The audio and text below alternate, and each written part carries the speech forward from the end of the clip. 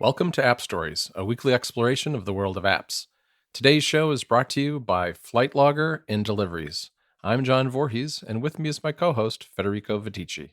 Hi, Federico. Hey John, how's it going? Oh, it's going pretty well today. How about yourself? I'm happy because I just finished watching the session videos from WWDC that I marked as favorite in the app. So those are the 50 or so videos that I wanted to watch. And I'm done with them. I've taken a bunch of notes and now I'm moving to the second step of the preparation process, which is transferring these notes to a mind map, which sort of helps me remove the duplicate notes that I have, which there's a lot of duplicate stuff in there, and also it helps me visualize the structure of the article of the review. This is the most important step because it's when I decide what I want to write about and where and to what extent. So I'm happy that I'm done with the videos, but now I'm also in this very important step, and I wanted to talk about briefly here about iOS 11 betas of apps. So if you're a developer, if you're listening to the show and you're working on an iOS 11 update for your iPad app, especially, but also for iPhone, and you're implementing any iOS 11 feature, I would really like to know, and hopefully I'll help you test the app and ask you a few questions. Because right now, every year when I do my research on the new version of iOS, it really helps to be able to test the changes in practice. Like instead of just reading through the documentation and just watching the videos, if I can actually see what the APIs mean in the context of a native app, that's really helpful. So I would love to hear from you. Let me know on Twitter or send me an email. It's essential for me to be able to test changes in practice with an actual app, and I would love to send you feedback and to ask you questions. And maybe I tend to use some of my favorite examples of these betas in the actual review in September because I think they add a lot of context for readers. So once again, if you're listening and you're working on iOS 11 updates, let me know, but also do tell John and the rest of the McStories crew because they're also working on coverage for September, right? No, exactly. We I hope usually you are because I will need some help. sure. Whatever you want, Federico. Yes, we are working on coverage, and we usually do, among a bunch of other things, we do a story that highlights some of the apps that are using the new features in iOS 11. So that's definitely something we'll be working on, as well as reviews of everything. And this year, I think it is nice because you can actually get iOS 11 features in test flight betas now if you're using Yeah, Xcode 9 beta and High Sierra, right? I think so. Right now, I have three third party betas on my iPad, and I got them from Test Flight. And the consensus seems to be that if you're using Xcode 9 Beta 2 and maybe High Sierra also, I'm a little uncertain about that aspect. But you can send external betas. So for external testers, people like me, to Test Flight, and you're gonna get approved, and you can already test iOS 11 features. This is such a welcome change from years past when I remember with iOS 8 and iOS 9, I had to wait until basically early September, just a few days before the publishing date of my review, to be able to test third party apps. And I was scrambling to get some examples into the review, and I had to finish a bunch of sections at the very last minute. That was not great. So, to help developers send betas with new features in June. That's almost 3 months before the possible release of the new OS. That's great. Yeah. And I wanted to quickly mention how just with these couple of betas that I have, it's so obvious that drag and drop is going to be such a big deal on iOS 11 once you try the third party implementations.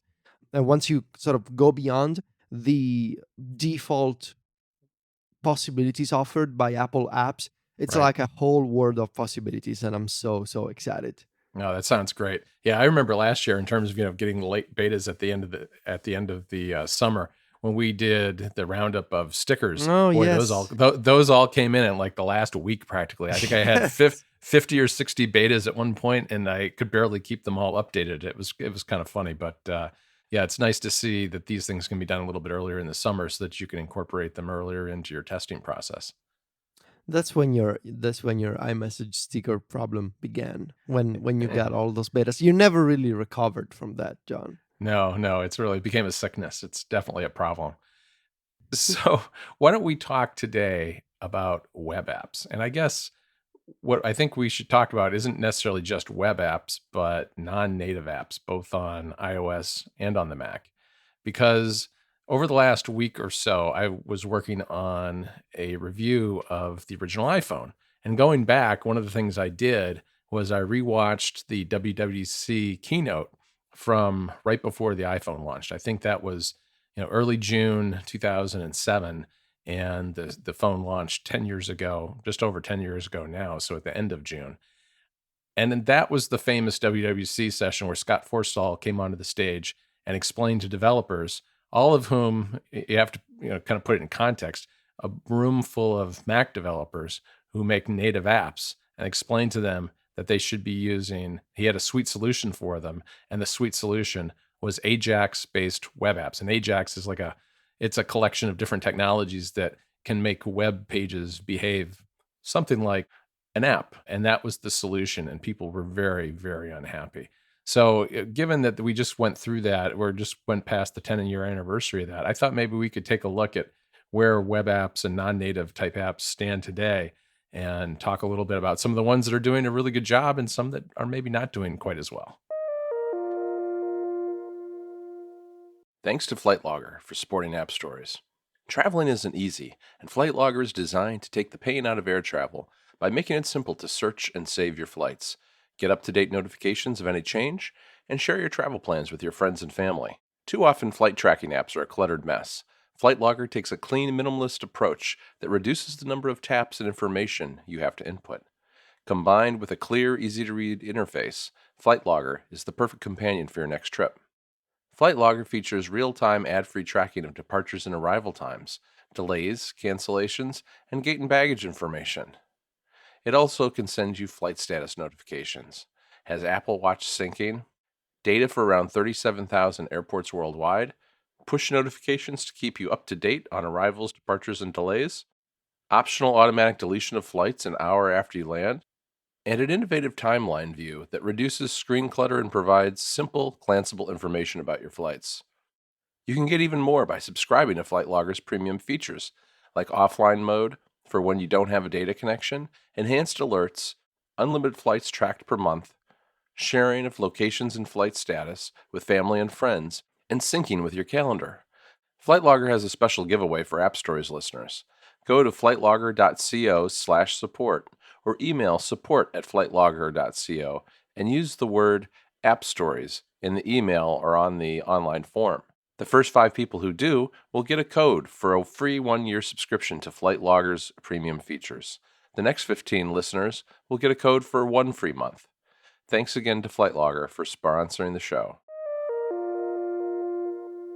For me at least, it's become kind of difficult to being able to discern, to differentiate between native apps and web apps, in the sense that most native apps these days do rely on content from the internet. They do load content only on an internet connection. I mean, there's games that require an internet connection, like Super Mario Run, for example. And there's most of the apps that we use, they sync with web backends, they load content from the web. But I still feel like we can find a way to determine what the difference is.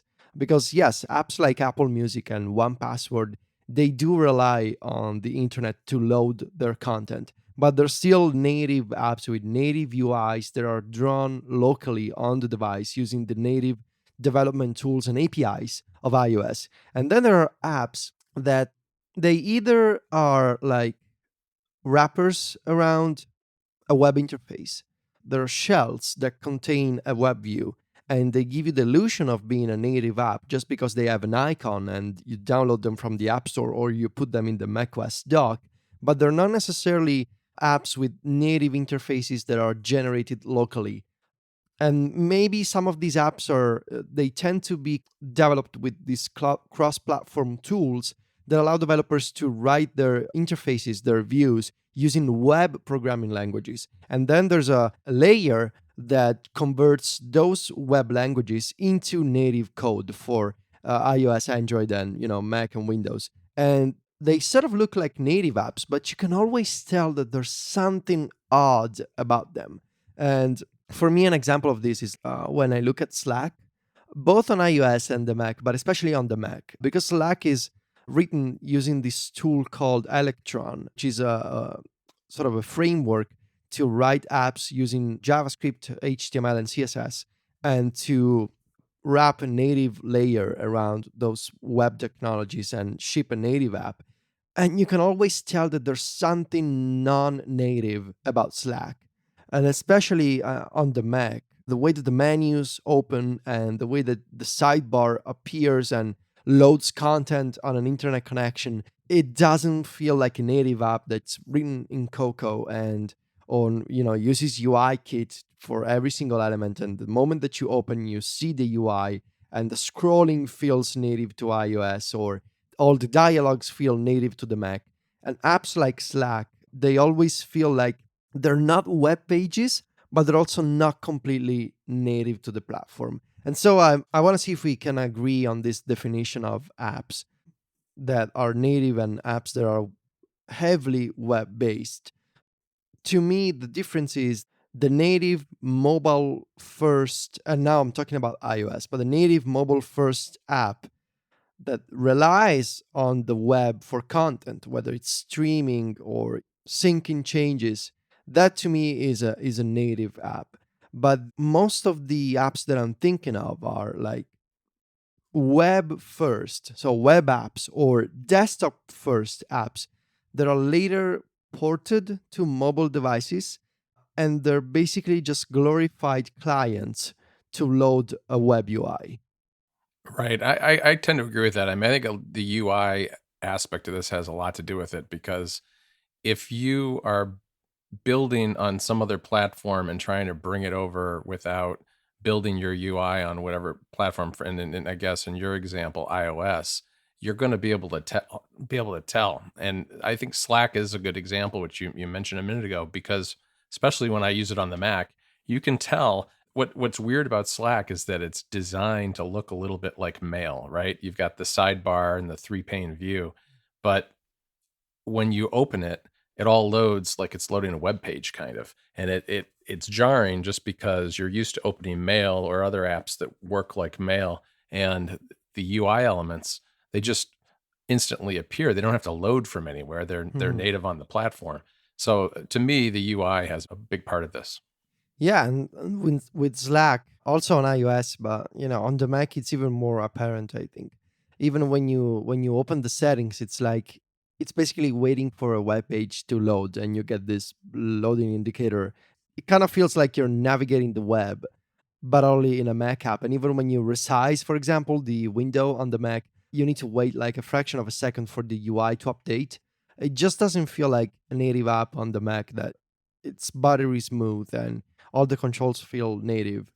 When I'm using Slack on the Mac, sometimes I just out of curiosity, I open the web app in Safari, and it's really the same. Like it's the same design, Yeah, it's it the same is. experience. Only with the Mac app, it's you got an icon in the dock, and you can drag and drop files from the desktop. But that's really about it. I mean, you can also drag and drop files into the browser, so that's really not a major difference. And on iOS, there's always all kinds of weird problems, like whether it's the scrolling of the conversation that kind of gets stuck above the keyboard, or the way that sometimes I cannot type anything or I cannot select text. Other times it's like kind of the view gets stuck, and you need to switch conversations. There's all kinds of weird issues. Yeah. And I mean, there are issues also with native apps and with native layouts, but there's always something, like it's like a collection of tiny issues that are so similar to web pages that make me feel like, I'm just interacting here with a glorified web page. Right. It's UI type bugs. It's different. It's hard to put your finger on it, but they always feel like different bugs than you would experience in a native application. And the Yes. other one that drives me a little nuts on iOS with Slack is the notifications just seem to break randomly for me all the time. Yeah. And I mean, I should say that I use Slack, I pay for Slack, and I love Slack. We're building custom integrations off of it. And also because it's primarily a web service, it enables so many different use cases. I mean, we have our own custom bot. It's called the Story Bot. So we truly depend on Slack, but it's not, I don't think it's a great example of a native iOS app, just because most of its content and its UI seems to be loading on an internet connection all the time, and it doesn't feel like iMessage at all. It doesn't want to be iMessage, but there's something to be said about the performance and the polish that you get in native apps like iMessage versus the kind of web-based feeling, because it's all about the feel of it that you get in Slack. Right. Well, and Slack has a lot going for it for sure. I like Slack a lot, and I think it works great for Mac Stories for our team. The thing, I think there may be a couple of things going on here, especially when you talk about the Mac app. And one is, since they're developing for multiple platforms, I think that inherently you end up coding to the lowest common denominator. So, Hmm. so in order to have something that'll work, whether it's being viewed in a web browser or in a Mac app or on iOS, there's certain things that are unique to each of those platforms that you just can't implement or you can't implement easily. And as a result, it kind of takes the experience down a notch to the lowest common denominator. And I think the other thing that's unique about the Mac is that because you don't have to sell Mac apps or distribute them through the App Store, there's less of a review going on there. So you're more Hmm. likely to have a situation where you're going to get just a plain wrapper around a web page, which I think is a lot less common today than it used to be on iOS. Yeah, and also on the Mac with these frameworks like Electron, which I don't want to get into the technical details because most of them I don't even understand. But from a user perspective, there are other apps that use Electron. I think the Atom text editor and even GitHub Desktop. I think it's built on Electron, and that's actually pretty decent. Yep. I know that you use it. I've used it in the past, and it's not too terrible. It's not a shining example of native Mac app design, but it gets the job done. So there is something to be said about the value and the convenience of, if you're a development studio and you want to, make a quote unquote native app without a lot of programming and resources. I can see the benefits, and I can see why for some apps the difference is less jarring than in more complex situations like in Slacks with multiple teams and multiple channels and a lot of people. Right. And I think that's one of the things that I think GitHub Desktop benefits from the fact that it's relatively simple. Yeah. Slack is trying to do an awful lot, and it's supporting large numbers of people doing things simultaneously in real time, and that's got to be hard. Yeah. One of the apps and the services that we use a lot is Todoist. And Todoist is primarily a web service. And one of the major selling points of Todoist is that it works everywhere. So it's on the web, it's on iOS, Android, Windows PC, Mac. There's probably a version for your fridge or your smart car. It's really everywhere. And it used to be, I feel like on iOS, the native app, it's heavily dependent on the web service, and I feel like it used to be worse, and now it's actually a decent native app. It's got a lot of native integrations with iOS. It's got a widget, it's got an extension. I suppose maybe with iOS 11 it's going to support drag and drop and maybe even SiriKit. And the native app, there are some odd issues in the iPhone app and the iPad version, but it's not as, I wouldn't say it's not as bad as Slack. And there's every once in a while I come across something. With these things, it's mostly about the experience and the feel of scrolling and tapping and navigating. You can tell that there's some stuff that is heavily web based, but overall, I would say the iOS app is much, much better than it used to be. And I use it every day and it works pretty well for me. Yeah, I like it a lot too, but I know what you mean in terms of the experience, and it's probably a little bit more pronounced on the Mac too, because one of the things that's always a dead giveaway to me that a Mac app is based on web technologies is that when you go to the preferences pane, there's almost nothing in it because, for instance, Yes. that's true with Slack, that's true with GitHub, it's true with Todoist. You open it up, and there are a few settings for things like setting hotkeys, but if you want to go into settings for Todoist, and there are a lot of settings, they're just not in the preference pane. What you have to do is click on a gear icon, Yeah. right? And then Yeah. it drops down a bunch of a little window, which is really just a web view of the things Yeah. that you can change. And that to me is always a giveaway. The other thing is it's just little conventions that you expect to see. If you click through the menus, you usually will see the default menus that come with any app that you build on a Mac as a developer, but you won't see special ones that are really designed just for that app. You won't see as many of those. Or, for Mm, instance, in Todoist, if you want to make a new task, you don't hit Command N, for instance, which you might expect if you're a Mac user who's used to using some of the keyboard shortcuts that have become sort of a mm. convention. Instead, you tap Q. Now, I know it's a whole different system that they're using. It's not, but it's not the Mac conventions, and I like it, and I'm used to that now, and I don't mind it. The only thing is that because it's just a little off from most of the apps that you use, it's always just a little jarring when you're experiencing it. Yeah, and the point that you make about the giveaways, like you don't see the preferences, you don't see the menu. Those are also problems in terms of two different technologies that you get quote unquote for free on the Mac if you develop a native app, which is automation with scriptability and accessibility features. So if you both on iOS and on macOS, by using the native tools, you get access to the Mac. You can integrate with stuff like JavaScript for automation or even AppleScript because you're using the native user interface elements. You're using Right. the native hooks into the system, and so you can take advantage of scriptability. And also for accessibility, you get access to features like dynamic text. For example, if you're using text styles with the system text features of iOS, you can dynamically scale the size of your text for different kinds of users. And that's really important if you have users who, for example, they have vision impairments and they want to see bigger text. And there's whole kinds of accessibility conveniences that you get by making truly native apps. And sometimes you're right, you can tell when it's a web view when you don't get any of these features,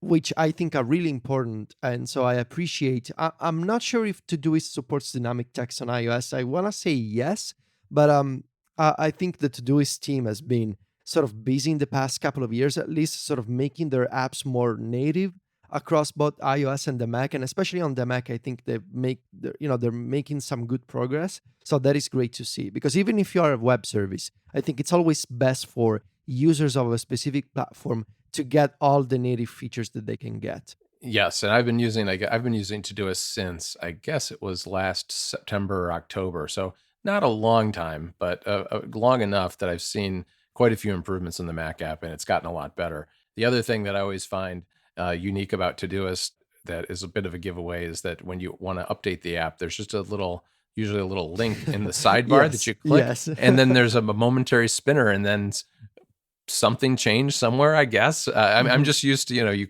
you get a dialog pops up, says, "Do you want to update this app?" You click yes, it installs, it closes the app, it reinstalls, and then it opens again. It's just the strangest install process ever for an app, but it seems to work well. It's really just refreshing Mm. a web page, I think. Yeah. It's got like two separate update processes. One refreshes and recaches, I guess, the web Right. page. And then the app basically, when the app updates, you get new system features like a hotkey, like a shortcut to open the quick add menu, or maybe like a different icon. It seems like you can tell when it's like two separate update tracks, one for the web view and the other for the native components. Thanks to Deliveries for supporting App Stories. Deliveries helps you keep track of all your shipments so you don't have to worry about missing them. I've used this app forever and love it. The app supports dozens of delivery services, including UPS, FedEx, and many more. You can add deliveries a bunch of different ways, including scanning a barcode or using the share extension in Safari or Mail. After you add a delivery, the app can even add a delivery date to your calendar, or you can share the delivery with others. Deliveries is available for the Mac and is a universal app on iPhone, iPad, and Apple Watch. And everything is synced together with iCloud or JuneCloud Sync. Deliveries has a special deal for App Stories listeners and is giving away 10 free copies of the app. Check the show notes for details. Thanks again to Deliveries for sponsoring App Stories. Unfortunately, one of the other services that we use on a daily basis, Toggle, is a time tracking service. And this to me has to be the one of the worst iOS experiences I've ever used. the Toggle folks, they don't really believe in native experiences, but they do offer an iPhone app, and it's really, really bad. It's not even about the design or the lack of the features. It's like you can absolutely tell it is a web app with the tiniest possible amount of work that went into making a native experience. And I understand how maybe the Toggle, the company says 90% of our users are accessing the Toggle service on our desktop computers with a web browser. But when you start offering native apps, I don't think it's a good strategy to make those apps just so limited and so non-native on the platform that you're developing on. And that is true for iOS, that is true for Android and Windows and Mac. I just feel like I would like, I mean, I would seriously pay double the amount of money that I give Toggle every year if they had a great and native iOS experience. But unfortunately, that is not the case. Yeah, I'm sorry to report that it's just as bad on the Mac as well. Oh no, oh It no. it really is not much different than the iOS app, and it's in fact it's so bad that I made my own web app because I took Fluid, which is a single-purpose browser, Oh, and huh. loaded it up with the Toggle web page, which is really nice. I like the interface on the web. And then I yanked the icon out of the Toggle desktop app that I don't like and assigned it to the app, so it looks just like the Toggle desktop app, but it's just a web view. So I'm actually fixing a bad web view with a web view. That is impressive. I mean, that's really impressive. I know you use workflow, right? I use workflows for just so I don't have to see the iPhone app. I basically learned my way around the Toggle API. So now I have workflows set up for specific timers. I wrote about this on Mac Stories and especially on Club Mac Stories. I had a bunch of examples. But whenever, for example, when I'm working on the iOS 11 review, I have a iOS 11 review project. And inside the project on Toggle, there's multiple tasks such as watching videos or mind mapping or taking notes. And I have shortcuts with these workflows. I tap one, and just a couple of seconds, it starts a timer with that specific project and that specific task. And then I have another master workflow that is stop the current timer, whatever it is. So instead of using the iPhone app, I just go through workflow, and it's much faster and prettier than whatever Toggle has on iOS. I take it back though, it's not the worst web app inside an iOS client that I've ever used on my iPhone. That award goes to the Alexa app from Amazon.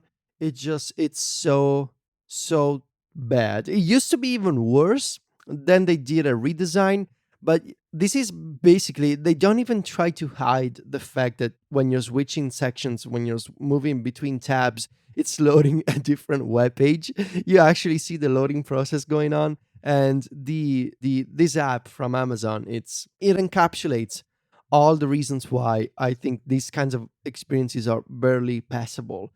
At that point, just go tell people to load a website in Safari and use Safari instead of downloading an app from the App Store. Because especially with this app, I cannot see any features that would justify the existence of a native client. You're basically accessing the website to set up your Echo and your skills and your account. At the point, just use Safari. So at least you get good performance from Safari. Instead, here you get the same website in a worse UI, and it's just there's I don't see the point. Yeah, it's really rough. Yeah, it's just a stripped down browser basically. It's a worse browser and inside an app, and the icon is kind of terrible. But anyway, um, most Google apps on iOS, I mean, besides the fact that they don't look like native iOS apps because Google has their own design language and their own UI standards, but in many places they do feel like web views inside a native UI, and especially with Google Docs. When sometimes when I open a Google Doc on the Google Docs app, I need to go back to the initial view. Like I open the Google Doc and it's still stuck on like a week ago. So I have to hit the back button and go back into the main list of all my documents, then reopen the Google Doc again because in the meantime it has refreshed the content and you see like a weird flash on screen because Uh-huh. the new text comes in from the cloud, and basically the web view refreshes. Um, and Gmail, Inbox, and Google Docs, and all these apps that they're rough. And that's besides the custom things that Google does with text selection, with the iOS keyboard, the menus. Pasting But in rich text oh and man, it's yeah, just so bad. but we still use them though, right? I mean, because there are aspects of it that are great, like the collaboration, the fact that we're Yeah, working on show notes every week for app stories in Google that's Docs because it's the best solution for that.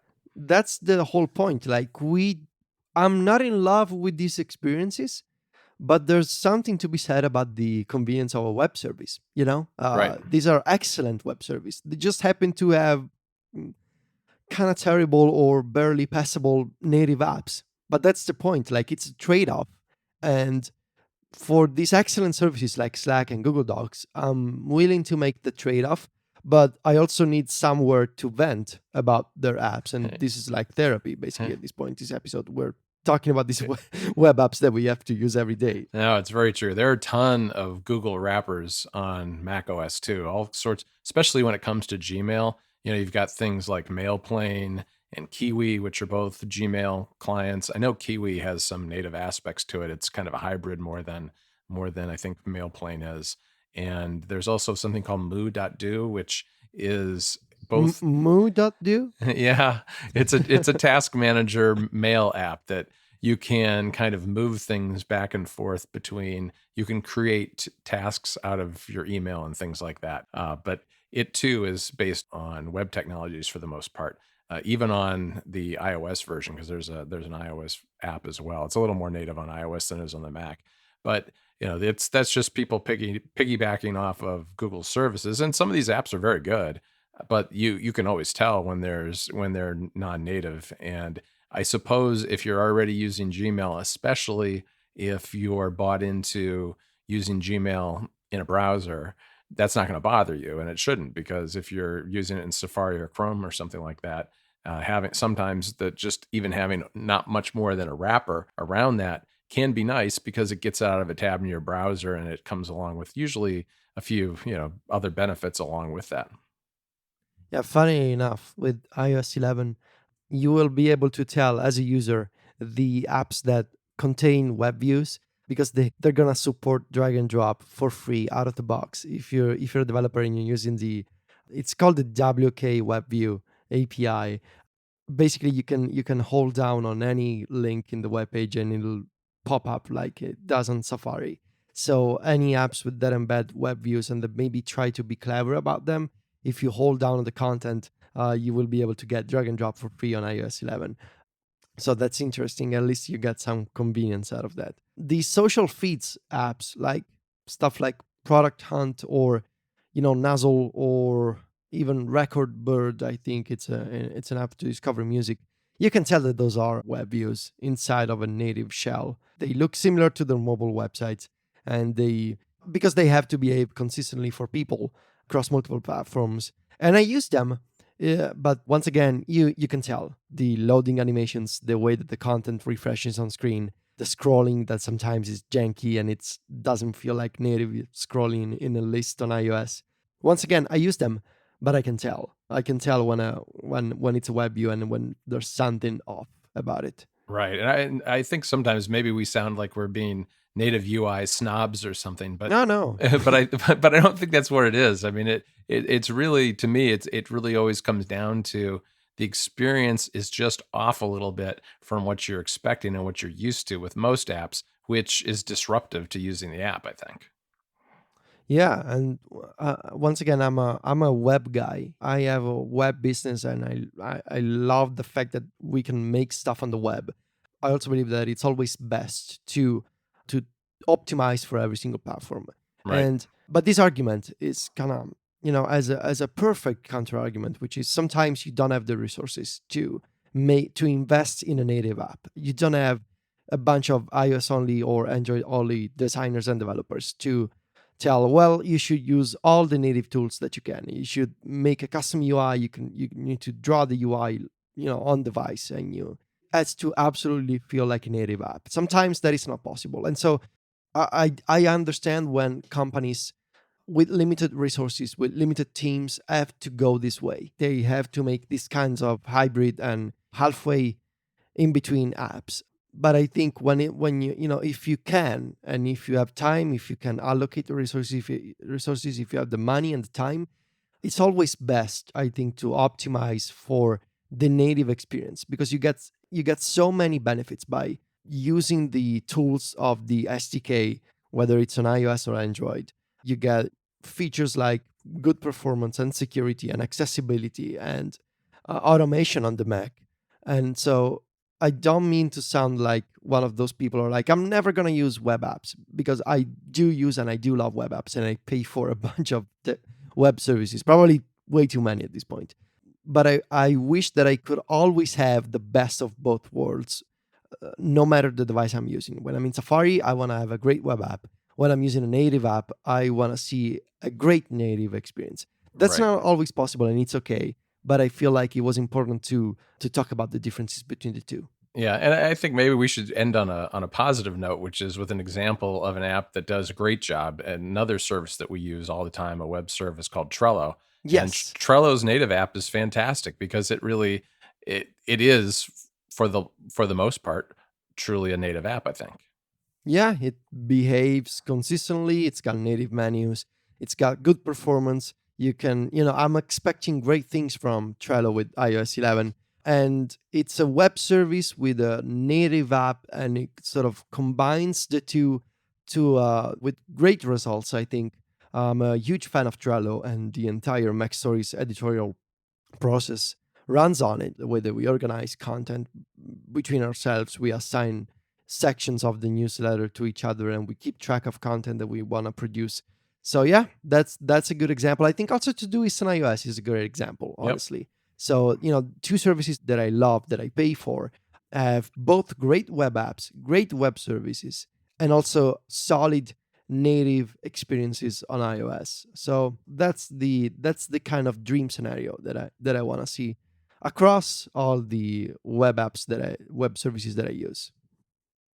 Yeah, I agree. I mean, I think those are two fantastic examples. And what's really nice about them is you can jump between the web version and either the Mac or the iOS versions, and they're basically the same experience. Especially with Trello, I use that in Safari probably on my Mac as much as I use it on iOS, and both are fantastic experiences. Well, Federico, I think that's it for this week. Thanks again to our sponsors, Flight Logger and Deliveries. And remember, if you're a developer or know someone who's working on something special for iOS 11, have them get in touch with Federico, whose email is fetici@macstories.net, or me or one of the other members of the team. My email is voorhees@macstories.net, or you can get in touch with all of us. I mean, we'd love to hear about your apps for iOS 11. You can also find both of us on Twitter, where Federico is at Vitici. That's VITICCI. And I'm at John Voorhees, JOHN VOORHEES. Talk to you next week, Federico. Ciao, John.